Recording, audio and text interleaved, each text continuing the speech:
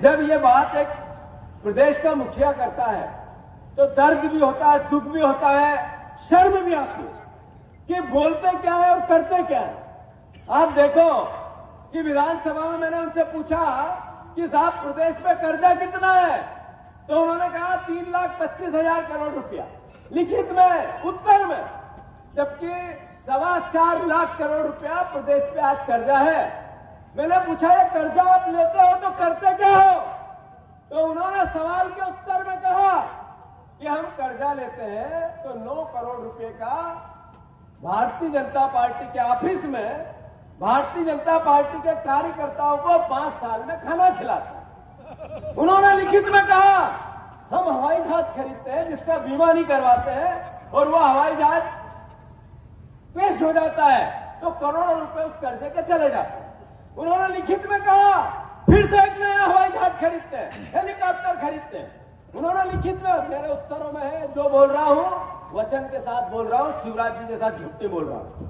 उन्होंने मेरे लिखित के उत्तर में कहा कि हम 40 करोड़ रुपए का पिछले 3 साल में हवाई जहाज किराए पे लिया और इस कर्जा लिया तो इसका उपयोग किया। इतना ही नहीं करते हैं जो शिवराज जी बड़े बड़े पांडाल बनाते हैं, इतना ही नहीं करते हैं जो भीड़ सरकारी आती है उसको खाना खिलाते हैं, इतना ही नहीं करते हैं लाडली लक्ष्मी की 1000 रुपया देना है, मेरी बहनों को महीने के 1000 रुपया, उसकी मां को और उसकी सासू 60 से ऊपर है तो छोड़ देना, उसको नहीं देना है, सिर्फ 60 से नीचे की बहन को देना है।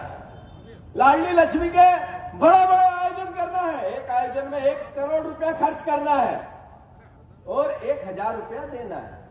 ये उस कर्जे के पैसे का उपयोग है जो 3.25 लाख करोड़ रुपए ये लेते हैं। साथियों, जैसे ही मैंने ये बात कही शिवराज जी तड़प गए, बीजेपी तड़प गई और नरोत्तम मिश्रा आए और बोलने लगे झूठ बोलते हो, झूठ बोलते हो, झूठ बोलते हो। ये पीसी शर्मा जी थे वहां। मैंने कहा भाई साहब मैं क्या झूठ बोला? नहीं नहीं झूठ बोलते हो, झूठ बोलते हो, झूठ बोलते हो। मैंने कहा यार विधानसभा अध्यक्ष जी इनको देखो, अव्यवस्था हो रही है, व्यवस्था बनाओ। नहीं चलेगी विधानसभा, झूठ बोलते हो, झूठ बोलते हो, झूठ बोलते हो। देखा होगा वीडियो आप लोगों ने। मैंने पूछा कि झूठ क्या बोला? जो बोला वो विधानसभा के प्रश्नों के उत्तर से बोला। विधानसभा अध्यक्ष ने कहा जो बोला वो लिख के दो, मैंने लिख के दिया। 5 मिनट में लिख के दो, 5 मिनट में लिख के दिया। जिन प्रश्नों के उत्तर से बोला था वो प्रश्न भी पटल पर रखे, फिर भी चूंकि सच सुनना नहीं है इसलिए निलंबन कर देंगे। मैंने कहा कि भाई साहब ये कृषि मंत्री जी आपके जिनकी बातें हुई अभी भ्रष्टाचार और उनकी दोस्ती की, ये भी बैठे थे वहीं सामने बैठते हैं मेरे। मैंने पूछा कि आप कृषि मंत्री हो, महंगाई पूरे देश में बढ़ रही है, अद्भुत बढ़ रही है, कोई परिवार का साथी इससे अछूता नहीं है, गरीब भी नहीं है, मिडिल क्लास भी नहीं है, किसान भी नहीं। तो जब महंगाई सब दूर बढ़ रही है तो कई तरह की राहतों की बात सरकारें करती है, तो किसान को राहत क्यों नहीं मिलना चाहिए? जो किसान की लागत 2005-06 में 1 रुपया थी, आज सीधे वो 5 रुपया हो गई। जो किसान की लागत 6, 7, 8 गुना बढ़ गई, यूरिया के भाव बढ़ गए, बिजली के दाम बढ़ गए, डीजल के दाम बढ़ गए, मजदूरी के दाम बढ़ गए, तो आदरणीय सारे विधायक हम सब परिवार के लोग, जनप्रतिनिधि किसान परिवार से आते हैं। शिवराज जी भी किसान पुत्र है और हम सबको भी वोट किसान ही देता है, तभी हम विधायक बनते हैं। तो मेरा आप सबसे अनुरोध है, मतलब विधायकों से अनुरोध है, प्रार्थना है कि हम सब मिलकर एक प्रस्ताव पास कर दें क्या कि 3,000 रुपया कुंटल किसानों का अनाज और गेहूं होना चाहिए। तो कमल पटेल का कहने लगा ये नई बात कहां से ले आया?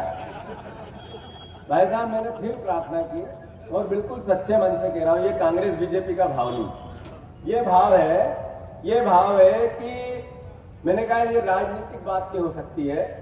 सेना पे शहीद होता किसान, सेना पे सेवा करता किसान, सीमा पर सैनिक शहादत देता हमारा सैनिक, और खेत में काम करता किसान। एक जगह है, किसान का बेटा ही सीमा पर है।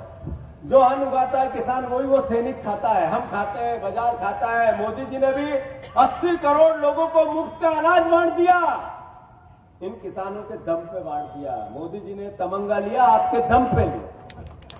मैंने कहा हम सब राजनीति से ऊपर उठे, न कांग्रेस न बीजेपी, सब मिलकर 3,000 रुपया कुंटल का प्रस्ताव पास करें। सारे कांग्रेस के विधायकों ने हाथ ऊंचे करे, पर ये टिमरनी का विधायक और ये कृषि मंत्री हिला तक नहीं। फिर मैंने कहा कि मैं जगह जगह वीडियो पहुंचाऊंगा, अगर समर्थन नहीं किया तो किसान पूछेंगे कि जब कांग्रेस के विधायकों ने ये बात करी थी तो तुमने सहयोग क्यों नहीं किया। तो फिर थोड़े पीछे हुए, ये क्या नई दुकान ले आए। मैंने फिर प्रार्थना की कि हो गया जो हो गया। मैं फिर प्रार्थना करता हूं हम सब मिलकर इसका प्रस्ताव को पास करें। आदरणीय हरदा के पवित्र इस मंच पर बैठे हुए परिवारजनों, ये कृषि मंत्री कमल पटेल सबसे बड़ा विरोधी था इस बात का ध्यान रखना। ये जब आपके घर में आए, खेत में आए, जब आपके गांव में आए, तो इससे पूछना कि 3,000 रुपये कुंटल के भाव का समर्थन क्यों नहीं किया, क्यों नहीं किया तूने।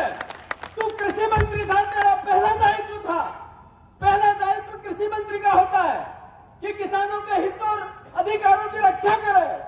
ये क्यों एक शब्द भी बोला। ये सवाल भारतीय जनता पार्टी के वो परिवार के लोग जो किसान हैं, जो वोट देते हैं कमल पटेल को, वो पूछे और कहे कि जब तू 3,000 रुपये कुंटल का गेहूं हमें नहीं ले सकता हमारा, तो हम तुझे मुफ्त में वोट क्यों दें। यह सवाल होना चाहिए। यह सवाल भारतीय जनता पार्टी के सारे विधायकों से होना चाहिए।